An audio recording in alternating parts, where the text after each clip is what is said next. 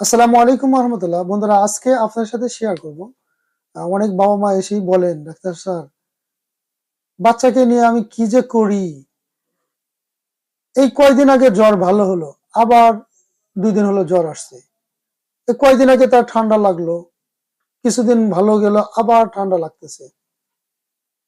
কিছুদিন পরে ওই রোগ হলো, ভালো হলো, আবার হচ্ছে। অর্থাৎ অনেক গার্ডিয়ান রয়েছেন যারা বাচ্চাকে নিয়ে খুবই সংশয়ে থাকেন এবং খুবই টেনশনে থাকেন। তাদের রোগ বালাই একটার পর একটা লেগেই আছে।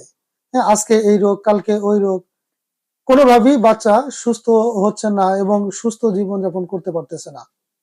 বিভিন্ন ধরনের চিকিৎসা নিচ্ছে, তাও ভালো হচ্ছে না।